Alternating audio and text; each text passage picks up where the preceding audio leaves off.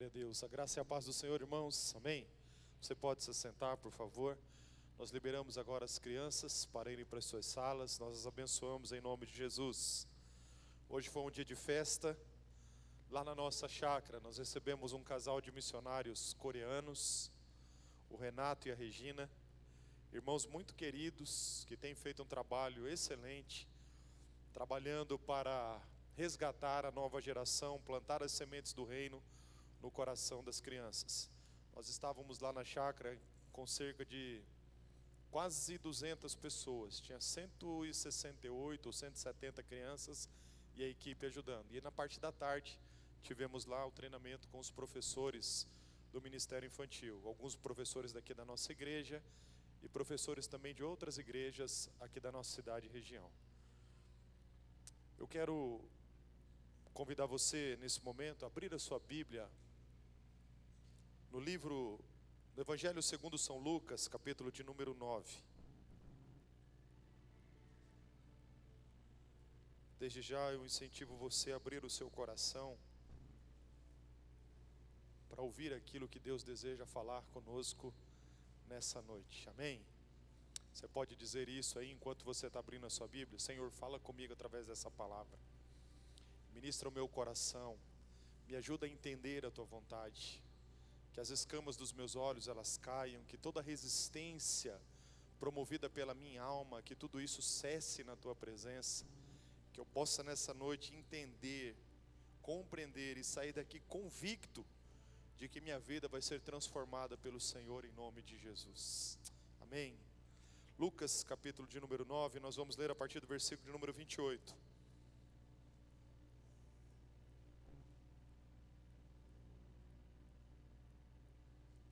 A palavra do Senhor diz assim, Lucas capítulo 9, a partir do versículo 28. E aconteceu que quase 8 dias depois destas palavras, tomou consigo a Pedro, a João e a Tiago, e subiu ao monte para orar. Estando ele orando, transfigurou-se a aparência do seu rosto, e a sua roupa ficou branca e muito resplandecente. E eis que estavam falando com ele 2 homens, que eram Moisés e Elias, os quais apareceram com glória e falavam da sua morte, a qual havia de cumprir-se em Jerusalém. E Pedro e os que estavam com ele estavam carregados de sono. E quando despertaram, viram a sua glória aqueles 2 homens que estavam com ele. E aconteceu que, quando eles se apartaram dele, disse Pedro a Jesus: Mestre, bom é que nós estejamos aqui e façamos 3 tendas, uma para ti, uma para Moisés e uma para Elias. Não sabendo Pedro o que dizia. E dizendo ele isto, veio uma voz que os cobriu com a sua sombra, e entrando eles nas nuvens, temeram. E saiu da nuvem uma voz que dizia: Este é o meu filho amado, a ele ouvi. E tendo soado aquela voz, Jesus foi achado só. E eles calaram-se, e por aqueles dias não contaram a ninguém nada do que tinham visto. E aconteceu no dia seguinte que, descendo eles do monte, lhes saiu ao encontro uma grande multidão. E eis que um homem da multidão clamou dizendo: Mestre, peço-te que olhes para o meu filho, porque é o único filho que eu tenho. Eis que um espírito o toma e de repente clama, e o despedaça até espumar, e só larga depois de o ter quebrantado. Eu roguei aos teus discípulos que o expulsassem, mas não puderam. E Jesus respondendo disse: Ó geração incrédula e perversa, até quando estarei ainda convosco e vos sofrerei? Trazei-me aqui o teu filho. E quando vinha chegando, o demônio derrubou e o convulsionou. Porém Jesus repreendeu o espírito imundo e curou o menino e entregou ao seu pai. E todos pasmaram da majestade de Deus, e maravilhando-se todos de todas as coisas que Jesus fazia, disse aos seus discípulos: Ponde vós estas palavras nos vossos ouvidos, porque o Filho do homem será entregue nas mãos dos homens. Mas eles não entendiam esta palavra, que lhe era encoberta, para que a não compreendessem, e temiam interrogá-lo acerca desta palavra.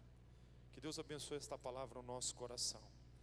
Queridos, o tema da nossa mensagem nesta noite é este: faces da espiritualidade. Nós vamos aqui observar que nesse relato nós podemos encontrar 3 tipos de espiritualidades. Há 3 grupos de pessoas aqui que são representados pelos personagens que participam desse episódio relatado por Lucas. E para você ter uma visão do quadro bem geral e bem completa, se depois você quiser, aliás, eu incentivo você a fazer isso durante a semana, tenha lá um tempo, invista na sua vida espiritual, leia os textos paralelos, porque você vai compreender o quadro geral.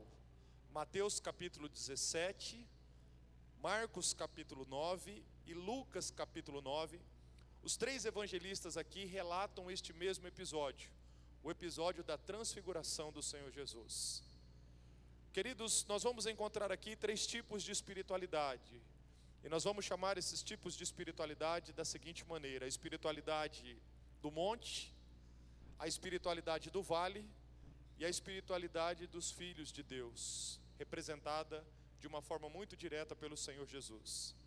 A espiritualidade do monte, nós vamos observar aqui a reação diante de tudo que aconteceu de Pedro, João e Tiago.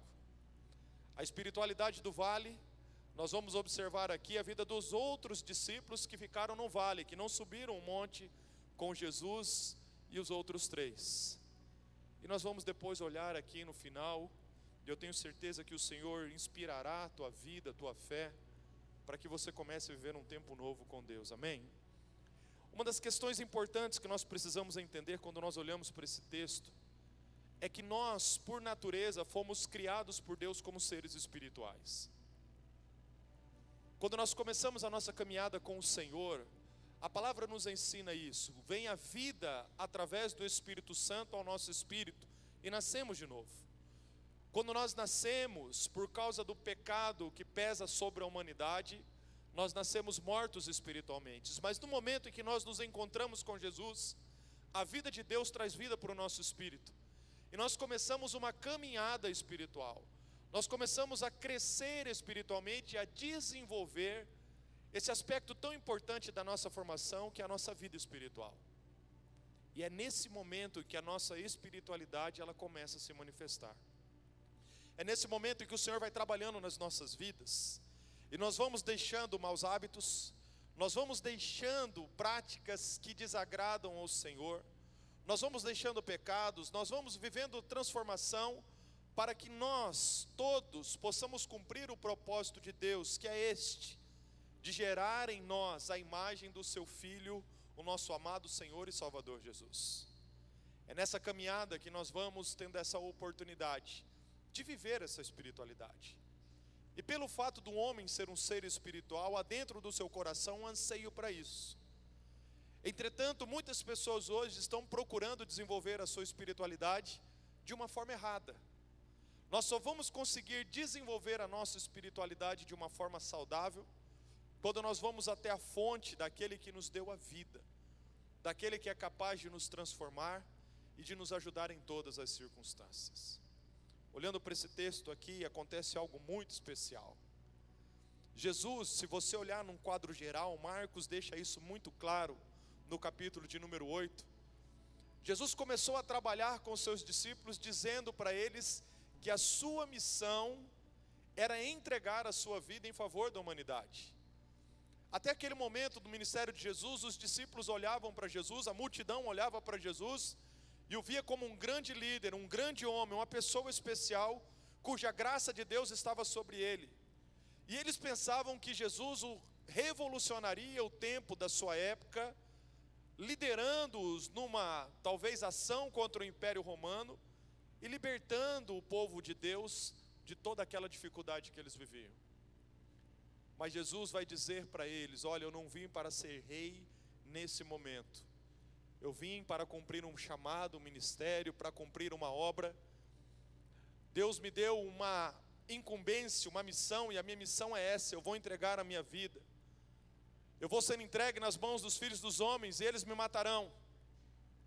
Mas tudo isso, querido, você precisa entender que não nasceu por iniciativa das pessoas. Jesus não se deparou com essa dificuldade, de repente as pessoas se voltaram contra ele e o subjugaram porque tinham mais autoridade com ele.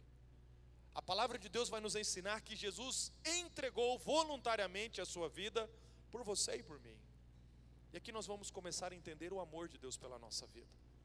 Ninguém tirou a vida de Jesus. Ele escolheu dar a sua vida por você e por mim. Entenda isso, você é alvo do amor de Deus. E a prova concreta desse amor está no fato de nós olharmos para a cruz e saber que Jesus morreu para que nós pudéssemos ser salvos, para que nós pudéssemos ter comunhão com Deus novamente. Jesus então começa a sinalizar isso para os seus discípulos. E Lucas registra isso. Chegou um dia em que Jesus pegou 3 dos seus discípulos. Se você percebe, talvez esses 3 faziam parte de um grupo que estava mais perto de Jesus, tinham mais intimidade com o Senhor Jesus. Houve algumas experiências vividas pelos discípulos, mas algumas específicas somente por esses 3: Pedro, Tiago e João. Jesus chama os 3 e fala: vamos subir o monte. E qual foi a finalidade de Jesus subir aquele monte? Simplesmente para orar. Jesus naquele momento queria ter comunhão com o Pai. É interessante quando nós olhamos para o Evangelho de Lucas, que Lucas tem essa preocupação de ressaltar a humanidade de Jesus. Jesus ele é apresentado como um homem, e Lucas aqui registra isso bem claro, deixando a entender, e nós conseguimos compreender isso de uma forma muito clara e precisa, que Jesus, mesmo sendo Filho de Deus, quando ele veio em carne, ele também viveu as mesmas dificuldades que você e eu vivemos. Jesus aqui passou pelas dificuldades da sua própria humanidade. Ele assumiu uma forma de carne, ele esteve entre nós, e ele esteve sujeito a todas as dificuldades que esse mundo oferece.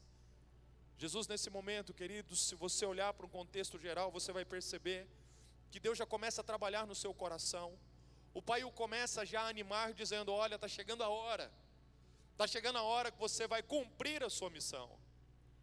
E naquele momento talvez a humanidade do Senhor Jesus comece a aflorar, como foi lá no Getsêmani, quando ele orou dizendo: Senhor, se for possível, passa de mim esse cálice, todavia não seja feita a minha vontade, mas a tua vontade. Jesus falou: se tivesse um outro jeito, tudo bem, se o Senhor pudesse fazer, mas já que eu sei que não pode, tem que ser dessa maneira, então que se cumpra a tua vontade através da minha vida. E é por isso que Jesus subiu esse monte. Quando ele sobe, eu acredito que ele começou a viver esse momento de oração e de comunhão com o Pai. E aqui nós vamos nos deparar com os 3 discípulos, chegados do Senhor Jesus, próximos do Senhor Jesus, que começa a viver uma crise. Aquilo que dava prazer para o mestre, despertava o sono nos seus discípulos. Jesus começa a orar, e o texto em que lemos diz isso, que eles então, carregados de sono, talvez cansados com todas as dificuldades, dormiram. E no momento em que eles estavam ali dormindo, há essa experiência maravilhosa. O milagre acontece. O rosto de Jesus se transfigura. O que significa isso? Houve uma manifestação de Jesus em glória. Ele se apresenta naquele momento não mais como um homem sujeito às dificuldades dessa vida, mas o seu corpo se transforma. As suas vestes começam a se resplandecer. E eu fico vendo, queridos, olhando para esse texto, que em meio a toda aquela experiência gloriosa, de repente Pedro desperta juntamente com os outros e começa a contemplar tudo o que estava acontecendo. E toda essa experiência é fruto de um momento de comunhão e intimidade que Jesus teve com o Pai.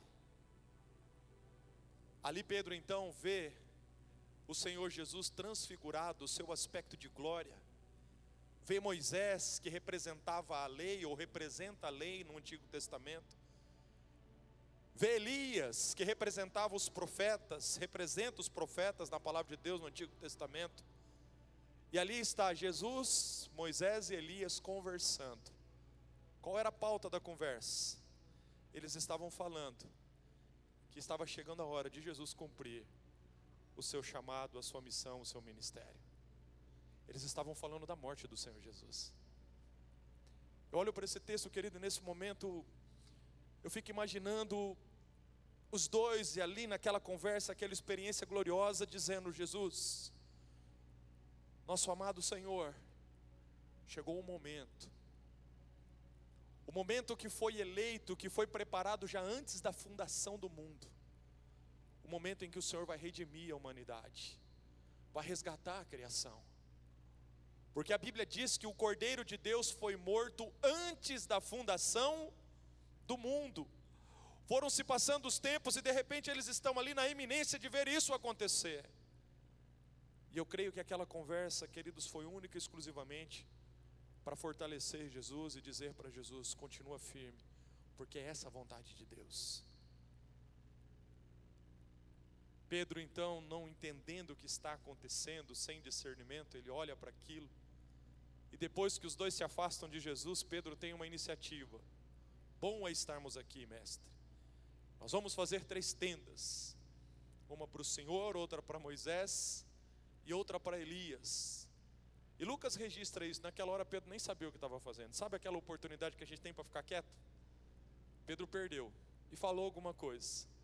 E naquele momento que ele falou, deixou escapar que ele não estava entendendo nada do que estava acontecendo. E no momento então que Pedro diz isso, há uma voz que parte de uma nuvem que os envolveu, a Shekinah de Deus, a glória do Senhor se manifestou e os envolveram. E saiu do meio daquela nuvem uma voz: este é o meu filho amado, a ele ouvir. Eles desceram e viveram essa experiência quando o Senhor Jesus se depara com um homem que clama o favor dos discípulos do Senhor, e esses discípulos não conseguem ajudá-lo. O filho deste homem, a Bíblia diz que era o único filho, estava passando por uma situação terrível. O filho estava endemoniado. Na língua original, quando você vai ler esse texto aqui que fala, queridos, deixa isso bem claro, que desde a pequena infância, desde talvez dos primeiros dias, esse menino já tinha um problema de possessão. Ele já era endemoniado, ele já vivia naquela situação de dificuldade. Os anos foram se passando e a situação foi se agravando.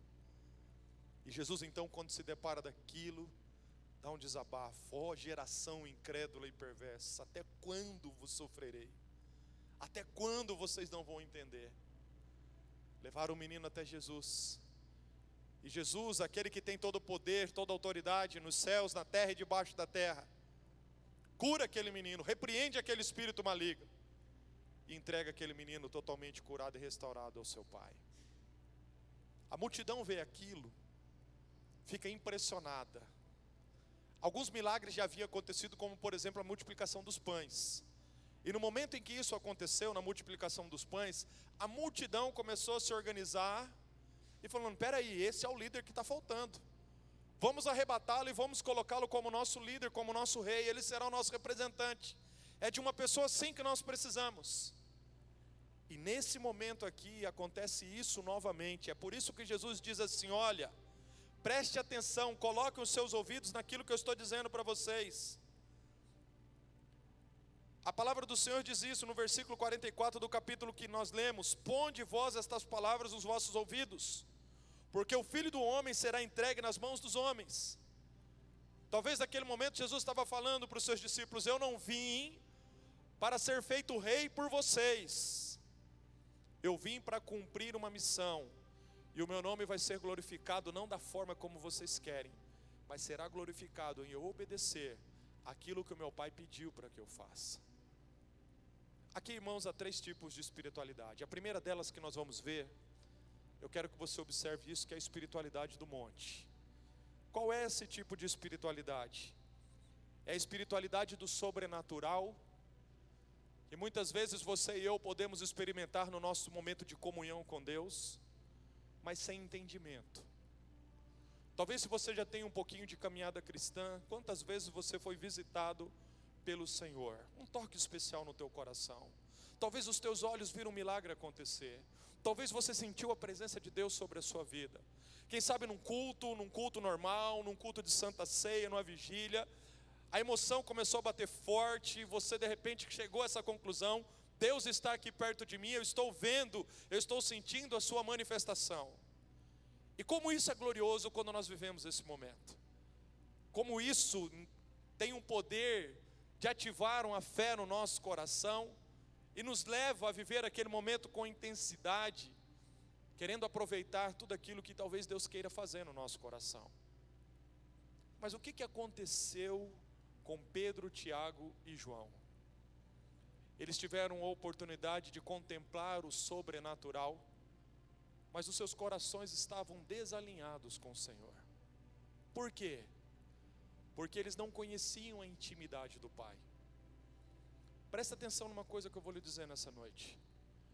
Nós podemos com os nossos olhos contemplar o sobrenatural. Deus pode manifestar a glória dele sobre este lugar nessa noite. Você pode sair daqui dizendo para as pessoas amanhã cedo: olha, eu participei de um culto ontem e Deus fez milagres extraordinários. Agora, se você não conhecer a intimidade do Pai, há um risco de você viver essa experiência e a tua vida continuar do mesmo jeito. Muitos de nós talvez tenhamos histórias para contar, testemunhos para dar, que ficaram para o lado de fora da nossa vida. Nunca tiveram o poder de penetrar no nosso coração e transformar a nossa vida.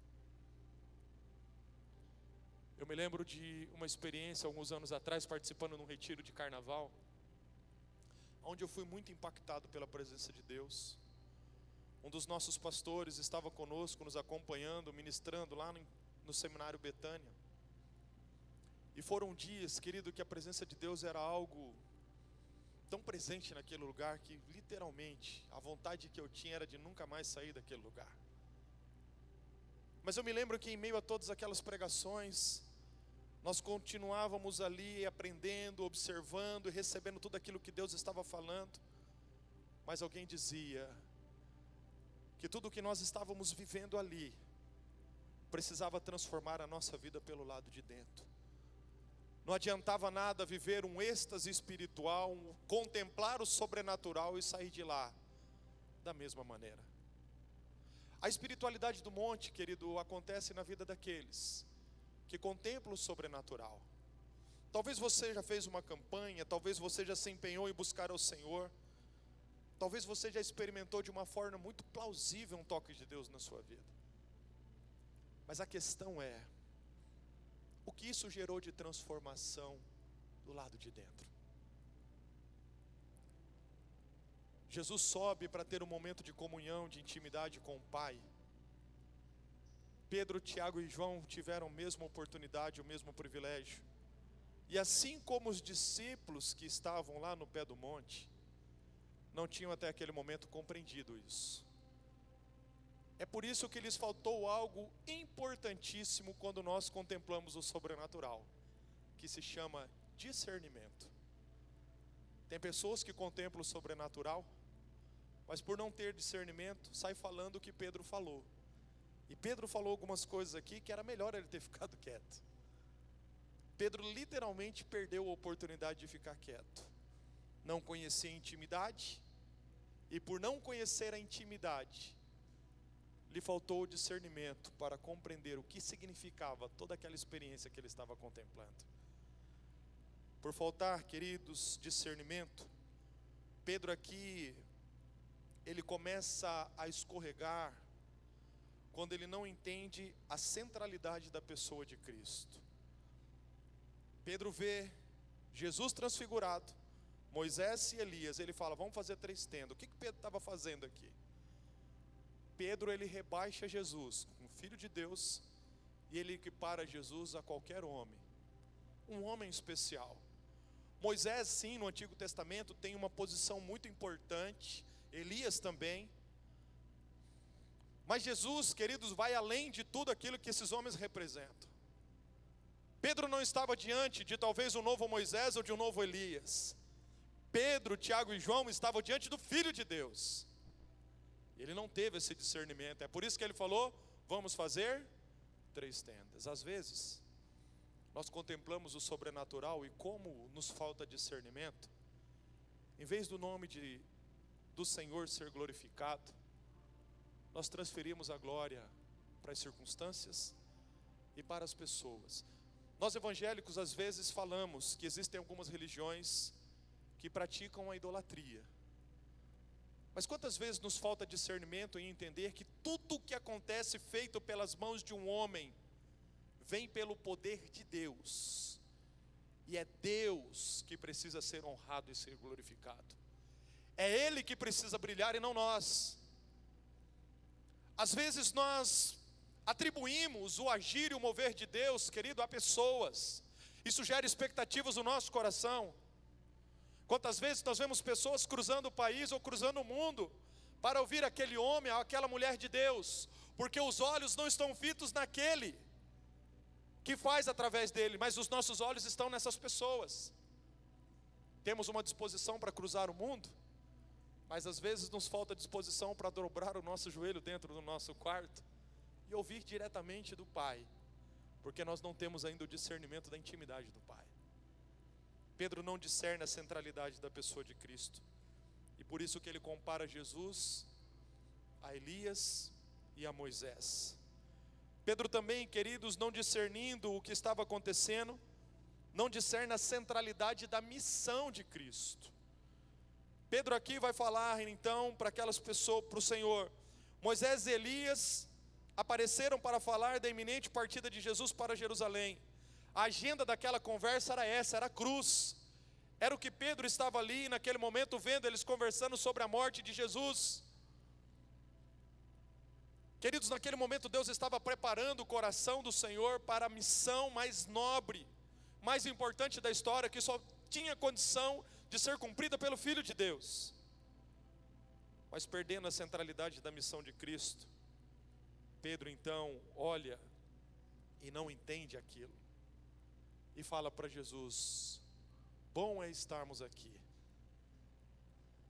Pedro olha naquele momento para o Senhor Jesus e fala: olha, Senhor Jesus, vamos fazer 3 tendas, vamos continuar aqui. Pedro não discerniu a missão de Cristo.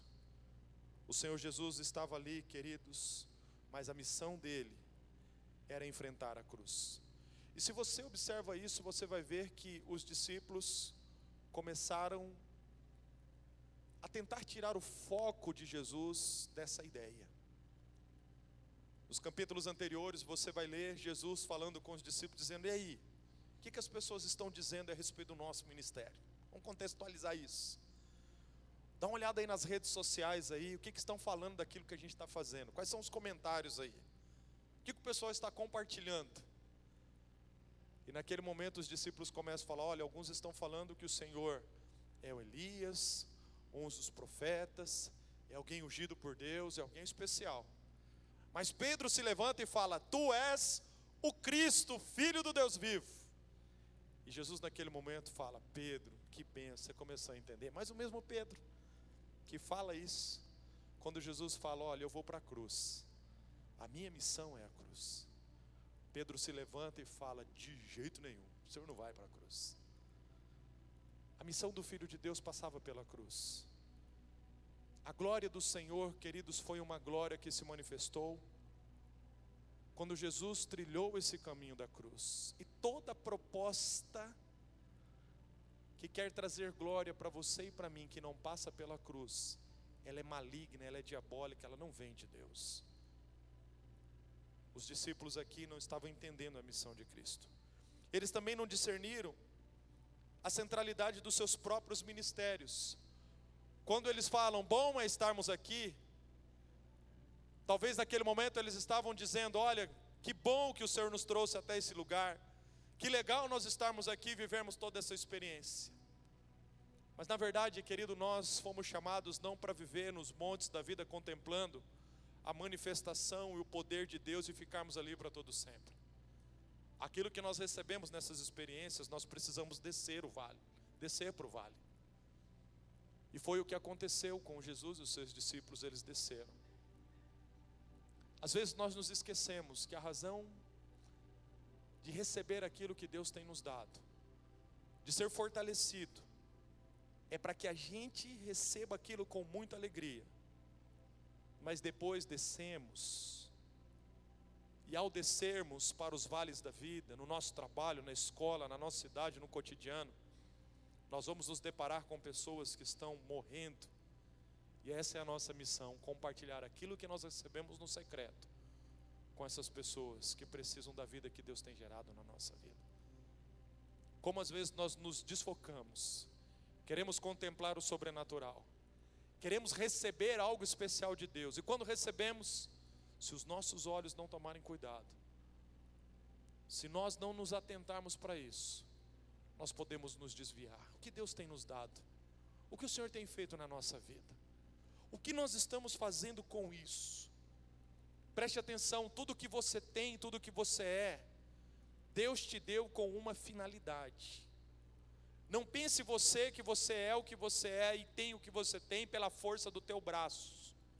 Porque um dia que Deus falar para você, basta, Ele tira você de onde você está e coloca com outra pessoa. Às vezes Deus te colocou numa posição, está fazendo, está te dando, porque isso faz parte da missão que Ele quer se manifestar, quer manifestar através de você.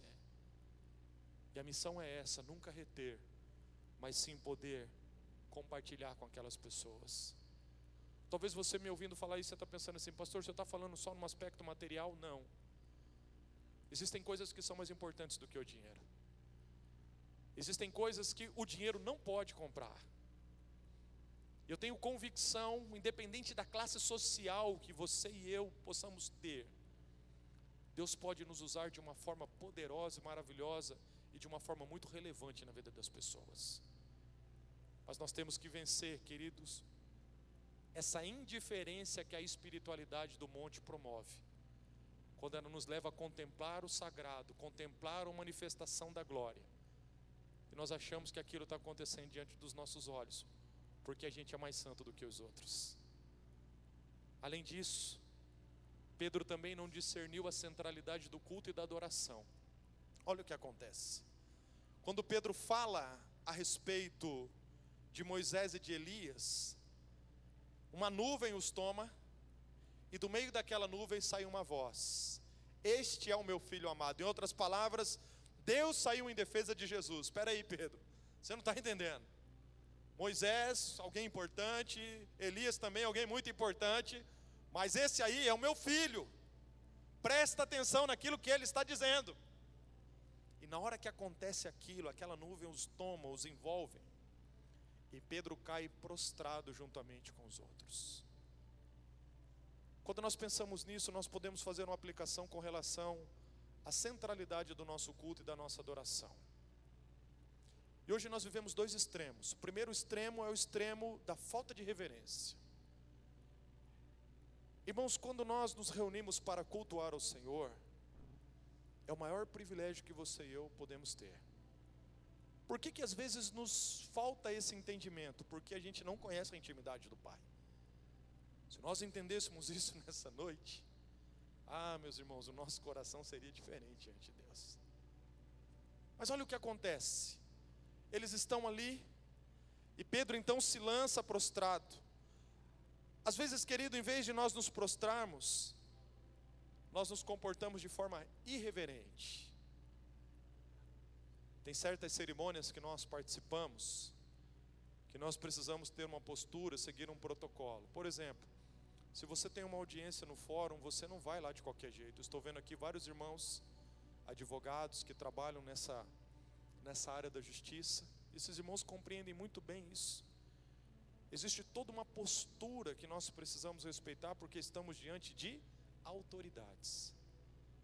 Irmãos, nós estamos diante do Rei dos Reis e do Senhor dos Senhores. Talvez você não consiga enxergar isso, mas você nessa noite não está diante de um pastor, ou de pastores, de membro do presbitério, participando de uma assembleia. O Senhor Jesus está aqui.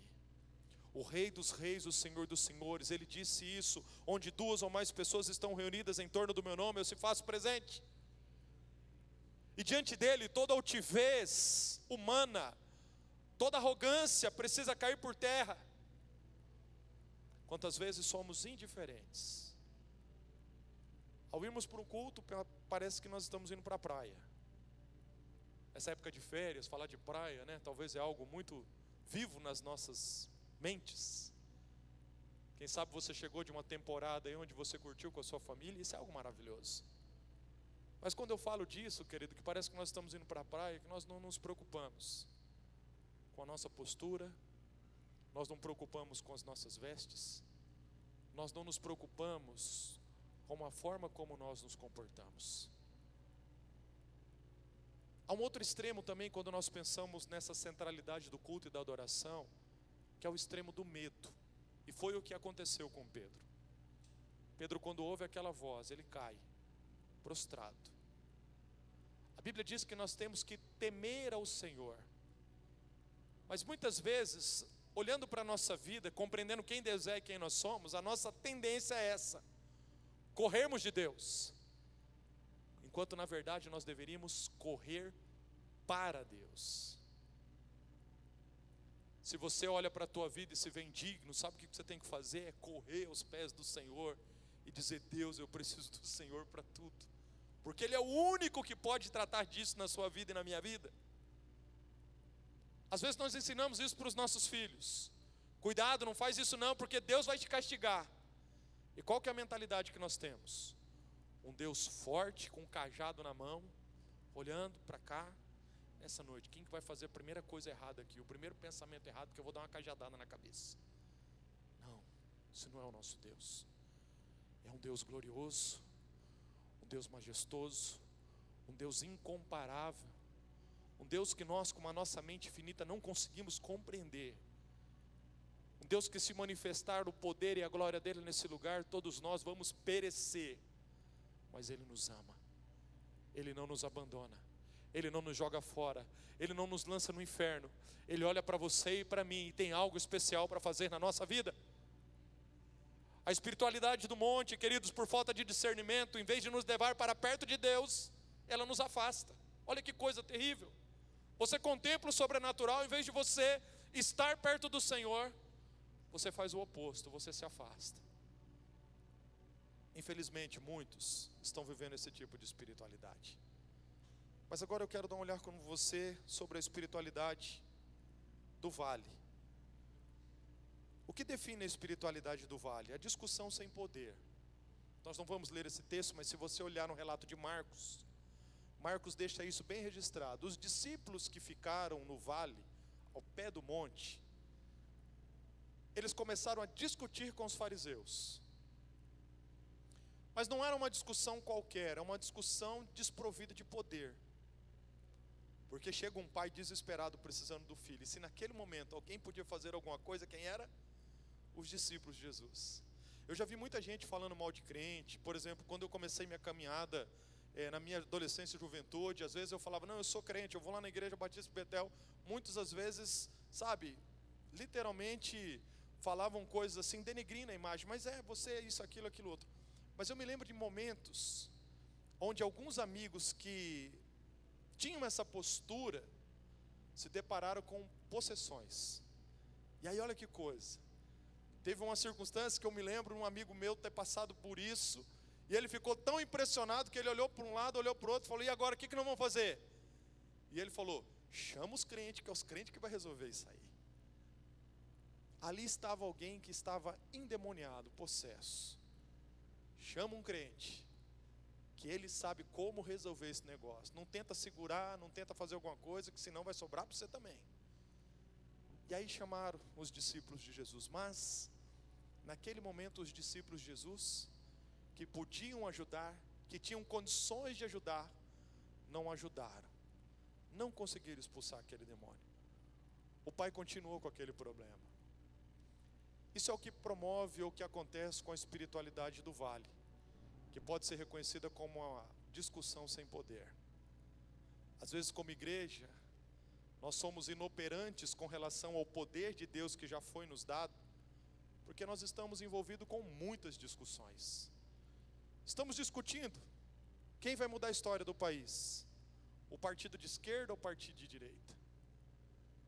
Nós discutimos os aspectos da fé, e muitas vezes queremos provar para as pessoas que nós sabemos, mas são discussões que não promovem vida e transformação. Planejamos o mundo, mas não conseguimos executar. Sabemos da nossa autoridade, mas não a exercemos. Conhecemos a Bíblia de capa a capa. Estamos num domingo aqui entendendo e compreendendo o que Deus nos ensina, mas na segunda-feira continua tudo do mesmo jeito na nossa vida. Por que isso acontece? Queridos, nós entendemos pela palavra que Deus nos chamou e nos deu uma missão, amém? Você crê nisso? Que você nasceu com um propósito? Mas existem coisas que podem atrapalhar esse propósito na nossa vida. Eu não estou dizendo que não há espaço para discussão na vida cristã. Se você vai estudar, por exemplo, teologia, existe uma matéria que se chama apologética, que é a defesa da fé. Existem os momentos, existem as finalidades, mas discussões vãs e vazias, desprovidas de poder, se torna irrelevante. Os discípulos estavam ali e começam a discutir, e naquele momento, eles perdem algo importantíssimo. Em primeiro lugar, eles perdem o propósito. Como discípulos, nós fomos colocados na terra para ser o quê? Sal da terra e luz do mundo. Você se depara com as trevas, é a luz que recua ou é as trevas que desaparecem? São as trevas. Você chega num ambiente estragado, se você é um filho de Deus, há autoridade sobre a sua vida para que aquele ambiente mude. Mas eles estavam distraídos, preocupados talvez em provar para os escribas e fariseus da época que eles sabiam o que eles estavam fazendo. E eles então perderam esse propósito. Eles, além de perderem o propósito, eles perderam também uma grande oportunidade. Oportunidade onde as pessoas que estavam sedentas, famintas, oprimidas pelo diabo, estavam do lado daqueles que tinham fonte, daqueles que tinham poder e tinham condições, mas as suas vidas continuavam da mesma maneira. Quantas oportunidades nós deixamos passar? Às vezes Deus tem nos dado tanto, querido, mas nos falta às vezes essa iniciativa de cruzar a rua da nossa casa e falar com o vizinho, estender a mão para aquela pessoa que talvez está passando por muita dificuldade, anunciando para ela o plano da salvação, dizendo para ela: olha, esse problema que você está enfrentando, Jesus pode te curar, pode te libertar desse mal. Eu vou orar por você e você vai ver, essa situação vai mudar em nome de Jesus. Nós perdemos as oportunidades da vida porque estamos distraídos com muitas coisas. Os discípulos estavam ali conversando, e por não discernirem o propósito, não discernirem a oportunidade, eles também perderam uma grande oportunidade de exercer a autoridade que havia sobre a vida deles. Depois da morte e da ressurreição de Jesus, Jesus aparece para os seus discípulos e diz isso: toda autoridade me foi dada nos céus, na terra e debaixo da terra. Mateus diz isso: toda autoridade me foi dada, portanto, vão, eu concedo essa autoridade para vocês, eu delego essa autoridade para vocês. Façam discípulos de todas as nações, batizem meu nome, ensinem as pessoas, curem os enfermos, expulsem os demônios. No dia em que vocês pisarem serpentes e escorpiões, Lucas diz isso, eles não farão mal algum sobre vocês. Se um dia vocês tiverem que beber alguma coisa mortífera, fiquem tranquilos, isso não vai ter poder de causar mal a vocês. Eis que estou com vocês todos os dias, até a consumação dos séculos. Mas sabe qual que é a nossa visão que a gente tem da autoridade? É mais ou menos assim: é como se existisse o reino de Deus e o reino das trevas. Muitas vezes achamos que o diabo é um Deus caído. Ele não é um Deus caído, ele é um anjo caído. Não existe uma questão de medir poder entre Deus e o diabo já está derrotado. Aliás, ele não tem autoridade, até sobre o inferno o diabo não tem autoridade. Ele já perdeu as chaves do inferno. Ele já foi, entendeu, subjugado pelo nosso Senhor. E a Bíblia diz que em breve o Senhor Jesus esmagará a serpente debaixo dos seus pés. Mas às vezes nós não reconhecemos a autoridade. E talvez você pense assim: pastor, por que os discípulos não puderam expulsar esses demônios? Aqui, querido, tem algo que vai fazer toda a diferença. Eles não conheciam intimidade com o Pai. Lembra os 3 que estavam lá em cima, que em vez de orar, dormiram? Os que ficaram embaixo também não oraram. Eles não estavam dormindo, mas estavam fazendo o quê? Discutindo. Às vezes nós não estamos dormindo, mas nós estamos distraídos. Distraído com o entretenimento, distraído com os aspectos que a pós-modernidade nos proporciona. Quando nós temos um tempo vago, o que nós fazemos? Talvez você se dedica em ter um longo período de oração que dura 2 minutos. E aí você fala, nossa, parece que tanto tempo que eu orei. Você olha no relógio, 2 minutos e 15. Meu Deus. Mas às vezes você encara uma maratona de série que você passa a madrugada inteira, 3, 4, 5 horas. De repente você vê o dia raiar e fala, meu Deus, passou a madrugada toda, não dormi, estou ligadão. Já que passou, vou continuar assistindo, para ver se eu zero logo. Assisto todos os episódios. É uma questão, queridos, de discernimento. O que traz satisfação para você e para mim? Sabe por que eles não puderam expulsar aquele demônio? Porque eles não conheciam a intimidade com o Pai. Porque é nesse momento que a gente conhece a intimidade do Pai, que nós estamos em sintonia, que nós estamos ali recebendo algo de Deus para o nosso coração, que o poder de Deus se manifesta através das nossas vidas. Jesus depois vai dizer isso para eles, não está aqui nesse episódio, mas está no episódio de Mateus e também de Marcos, que existem algumas castas que só saem com oração e com jejum. Por quê? É através da oração e do jejum que nós manifestamos a autoridade do Senhor. É no momento em que nós oramos e jejuamos que nós conseguimos manifestar essa autoridade. Sabe por quê? Essa autoridade, ela não vem de nós mesmos, ela vem do alto, ela apenas se manifesta através da nossa vida. Por que nós estamos vazios?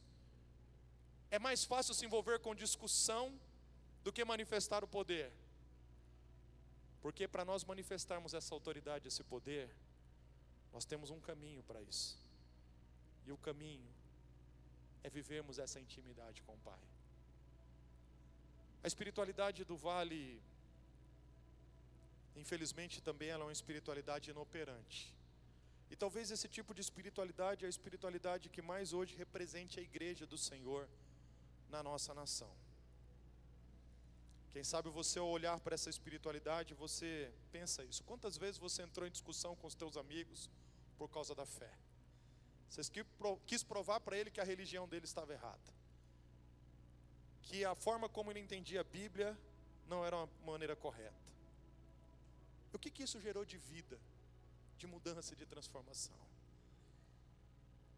É a vida de Deus que precisa se manifestar através de nós, e é isso que vai impactar a vida das pessoas. Mas agora eu convido você a olhar para a espiritualidade do Senhor Jesus, que é a espiritualidade do verdadeiro Filho de Deus. Jesus, ele subiu aquele monte para orar, porque a intimidade com Deus, ou com o Pai, era prioridade para Jesus. Se você olha para os evangelhos, você vai ver Jesus passando por isso. Cura a multidão, bota para quebrar, faz as coisas, o ministério acontece, e de repente ele tira um tempo e vai para a presença do Pai. Às vezes ele teve que despedir os seus discípulos, despedir as multidões, sair de fininho, dar um jeito, porque isso era prioridade para Jesus. A verdadeira espiritualidade do Filho de Deus, ela é marcada por essa busca. E essa busca acontece pela oração. Às vezes eu me pergunto, Jesus precisava orar? Eu acho que não era uma questão de precisar, era um anseio do Senhor Jesus em estar com o Pai. Ele tinha deixado a glória, ele esteve entre nós. Eu acho que Jesus almejava demais comunhão com o Pai, e era por isso que ele se retirava, porque ele sentia saudade do Pai. Ele sabia que mais importante do que ele estava fazendo era ele viver esse momento na presença do Pai.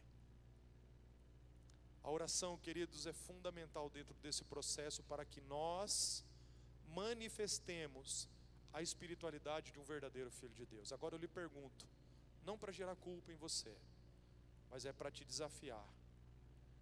Quanto tempo você tem investido na tua vida de oração?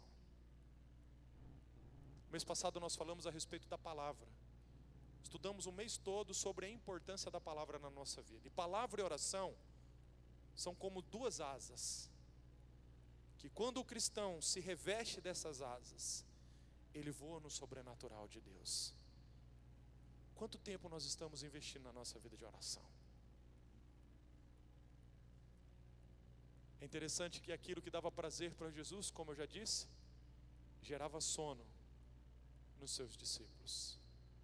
Se você dobra o seu joelho para orar e te dá sono, talvez ainda você não tenha uma revelação completa, ou talvez nem completa, mas uma revelação suficiente de quem Deus é. Talvez você ainda não conheça a intimidade no Pai, porque o dia em que isso acontecer, certamente você não vai ter que mais se obrigar a orar. Você, todos os momentos da tua vida, você vai correr para esse lugar. Sobrou um tempo, oração. Não sobrou tempo, separa o que você está fazendo, oração. É nesse momento que nós desenvolvemos intimidade. Jesus vai falar também nesse episódio sobre o jejum. E o jejum fortalece, dá um upgrade na nossa oração. Por quê? Quando nós nos alimentamos do pão dessa terra. E não tem nada de errado nisso. Amém? Nós precisamos nos alimentar para ter a nossa condição de vivermos fisicamente, uma vida saudável, uma vida equilibrada. Mas quando você abre mão de comer o pão da terra para jejuar,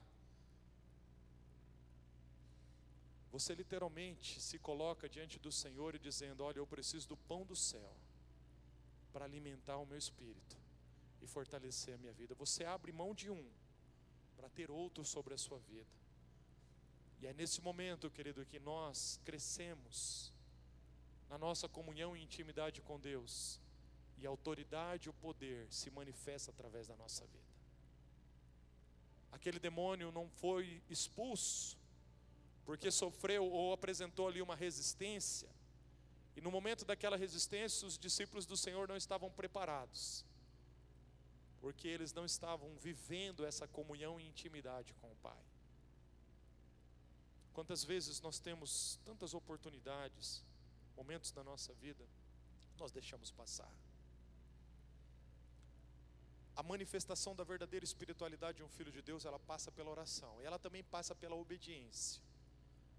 Veja, Jesus estava vivendo aquele momento ali da sua transfiguração, e ao conversar com Moisés e Elias, conversando sobre a sua morte, talvez naquele momento o Senhor estava animando o Senhor Jesus, falando para ele: olha, está chegando a hora, vai para cima. Porque quando Jesus desce do monte, vive aquela experiência, ele percebe que a multidão estava se movendo de uma forma contrária à vontade de Deus.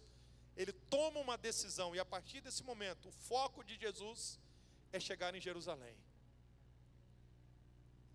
Nos versículos seguintes aqui, você vai ler do capítulo 9 de Lucas, ele está se dirigindo a Jerusalém, passa por Samaria. Quando ele chega em Samaria, ele quer pernoitar lá porque já era tarde, e os samaritanos não deixaram ele entrar. Por quê? Está escrito, eles olharam para o semblante de Jesus, e o semblante dele era de alguém que estava se dirigindo para Jerusalém. Sabe o que a Bíblia está dizendo? Que parece que estava escrito no rosto de Jesus que a finalidade dele era obedecer aquilo que o Pai queria, mesmo que aquilo gerasse um sofrimento. Às vezes nós temos disposição para obedecer, mas obedecer de acordo com a nossa conveniência. Tem coisas que a gente obedece porque a gente sabe que vai ter benefício, não é verdade? Se eu fizer isso para Deus, obedecer a Deus, Deus vai me dar isso, isso, isso e aquilo. É uma questão de inteligência, né? Vou obedecer. Mas o Filho de Deus precisa estar disposto a obedecer, mesmo que isso custe alguma coisa para nós. Jesus aqui sabia que a obediência lhe custaria a vida, que ele seria açoitado, pregado numa cruz, que aquilo geraria dor, mas ele não abriu mão, mesmo sabendo de todo o sofrimento que ele iria passar. A obediência, queridos, é uma estrada que, se nós queremos manifestar a verdadeira espiritualidade de um filho de Deus, nós temos que trilhar. Obedecer não só naquilo que é conveniente, mas obedecer também naquilo que pode nos custar algo. Qual é a nossa luta? Você quer viver com Cristo ou morrer com Cristo?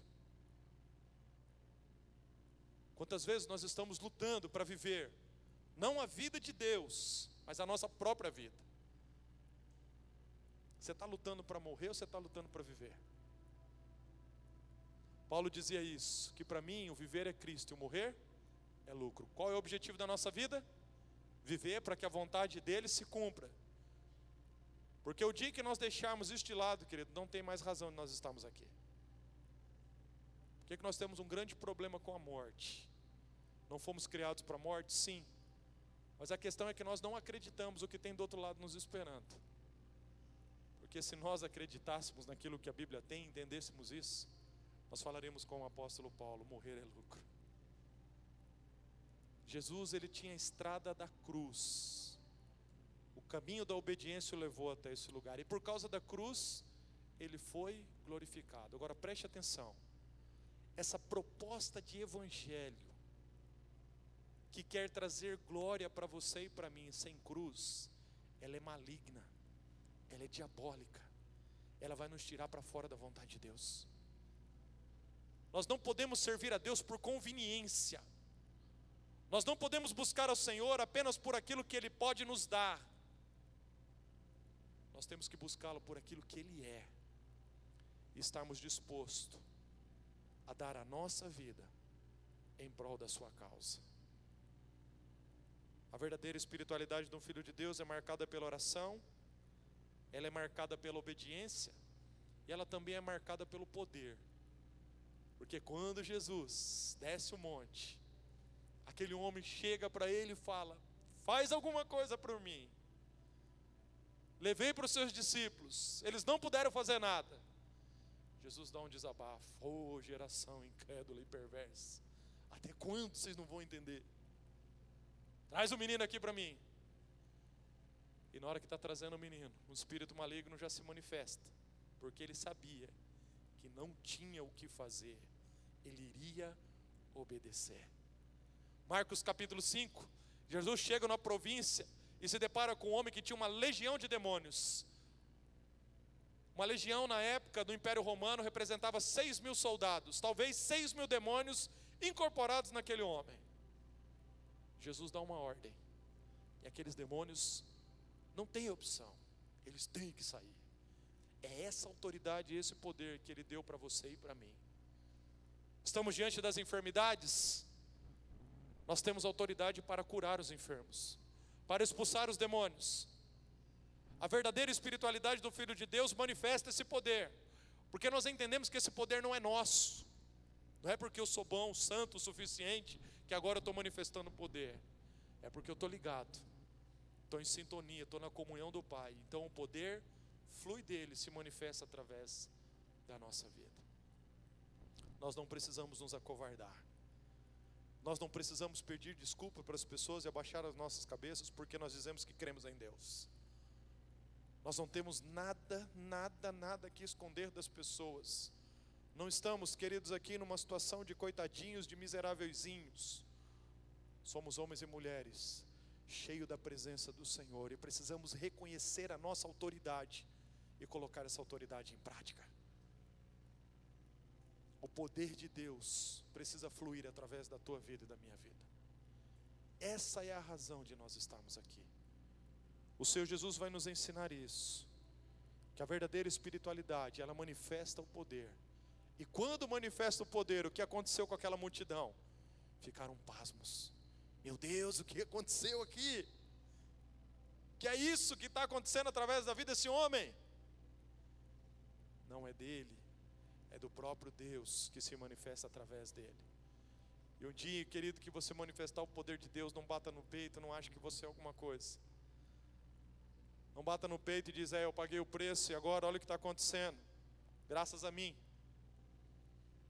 Levante as suas mãos naquele dia e diga: a Deus, o nosso Senhor, toda honra, todo louvor e toda glória. Quando o apóstolo Paulo estava pregando nas suas viagens missionárias, chegou uma época que quiseram arrebatá-lo, dizendo que ele era um Deus. Começaram a se prostrar diante dele por causa das maravilhas que começaram a acontecer. O que Paulo faz? Rasga as suas vestes e fala: para com isso, eu sou homem como vocês. O que está acontecendo aqui através da minha vida é porque Ele está visitando vocês. Ele é a razão de tudo na nossa vida. Que tipo de espiritualidade nós estamos manifestando? Que tipo de espiritualidade nós desejamos manifestar? como que nós queremos edificar o nosso caminho com Deus. Eu quero dar oportunidade para você agora pensar um pouquinho. E eu quero concluir esse momento, essa ministração, tendo um tempo de oração com você. Mas antes da gente orar, fica de pé aí, por favor. Olha para a pessoa que está do teu lado e fala assim: que tipo de espiritualidade você tem? Né? Se você tem liberdade para falar com ele, fala assim: a tua espiritualidade é a do monte, a do vale? Ou é a espiritualidade do verdadeiro Filho de Deus? Talvez você pense: puxa, pastor, eu estou muito longe, muito aquém daquilo que Deus pode fazer através da minha vida. Você não está sozinho, querido, você está acompanhado aí. Eu confesso, queridos, para você que tem uma palavra que intriga o meu coração, porque mesmo entendendo essa autoridade, quando eu me deparo com aquela palavra do Senhor Jesus que diz: aqueles que creem em mim fará também as mesmas obras que eu fiz, e as farão obras ainda maiores. Meu Deus, como eu preciso avançar nessa estrada, como nós precisamos crescer. Feche os seus olhos aí onde você está.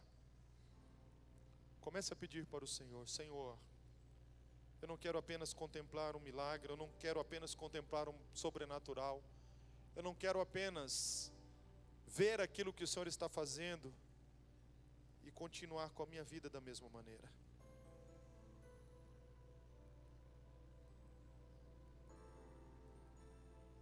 Santo Espírito do Senhor, nós clamamos o teu favor neste momento.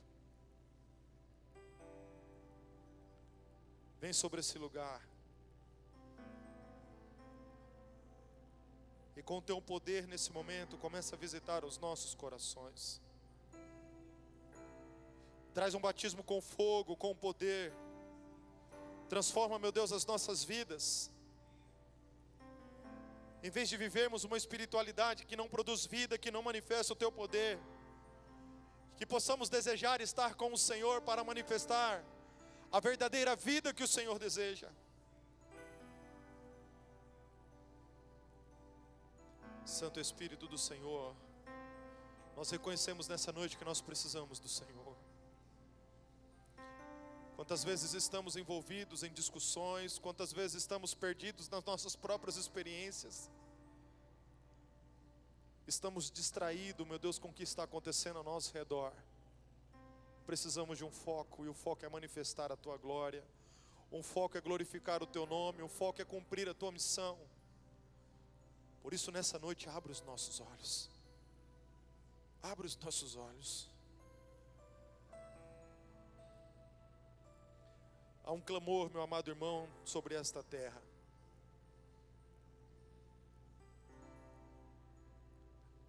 Há um clamor, querido, sobre a nossa terra. E esse clamor é para que se manifeste os filhos de Deus. Há tantas circunstâncias, querido, onde as pessoas estão buscando resoluções em coisas vazias, em coisas que não promovem qualquer tipo de mudança, pelo contrário, só complicam as situações.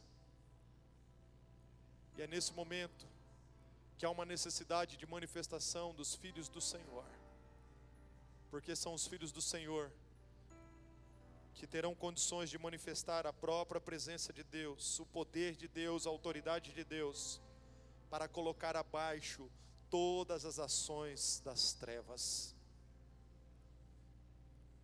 Que você e eu possamos nessa noite, com o nosso coração, dizer: Deus, eu estou aqui diante do Senhor, que se cumpra em mim o teu propósito e o teu querer.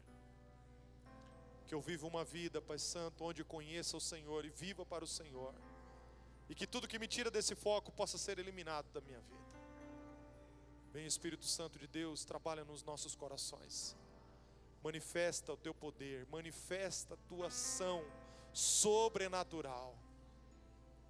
Comece a orar, querido, dizendo isso: Deus, eu não quero amanhã enfrentar mais uma semana e chegar ao final da minha semana com a minha vida do mesmo jeito. Mas eu quero durante essa semana aproveitar as oportunidades para manifestar o teu reino, para cumprir aquilo que o Senhor deseja fazer através da minha vida. O Espírito Santo de Deus vai transformando o nosso ser, o nosso íntimo. Muda, meu Deus, toda essa realidade. Em nome de Jesus. Ouçam espíritos malignos. Mais uma vez nós confrontamos vocês como já fizemos nesse dia. Nós nos levantamos na autoridade que há no nome de Jesus para ordenar que toda ação maligna de resistência, que todos os demônios que se opõem, que tudo aquilo que vem por parte do nosso inimigo espiritual, para desviar o nosso foco, para bloquear as nossas vidas, vocês demônios ficarão amarrados, amordaçados, imobilizados, e nós lançamos vocês para fora daqui. Sai agora de todos os lugares que vocês estão se manifestando, e que essa resistência agora perca força, em nome de Jesus. Nós resistimos às tuas obras, nós resistimos às tuas obras, e nós nessa noite nos levantamos no poder que há, e a autoridade que há no nome de Jesus. Aquele que já te venceu e te despojou na cruz, é no nome dele que nós nos levantamos contra vocês. Pai maravilhoso, dá ordem aos teus anjos nesta noite, que acompanhe as nossas vidas, e que o Espírito Santo de Deus nos ajude a entender a autoridade que nós temos do Senhor. Meu amado irmão, que essa semana seja uma semana de vitória para você, que você cresça em comunhão e intimidade com o Pai, que você seja fortalecido com todo o poder, que haja no teu coração um desejo de crescer em comunhão e intimidade com o Senhor, que o Senhor plante no teu interior fome e sede pela presença dEle, que você invista tempo na tua vida de oração, que você invista tempo na tua vida de leitura da palavra, que você se desembarace das coisas dessa vida e foque única e exclusivamente em querer crescer na tua comunhão e na tua intimidade com o Senhor. E que Deus possa encontrar corações que estejam dispostos a manifestar a autoridade dEle sobre esta terra. Amém? Que Deus te abençoe em nome de Jesus. Que você tenha uma ótima semana. Dá um abraço na pessoa que está do teu lado. Vai-te em paz. Que Deus te use poderosamente. Aleluia.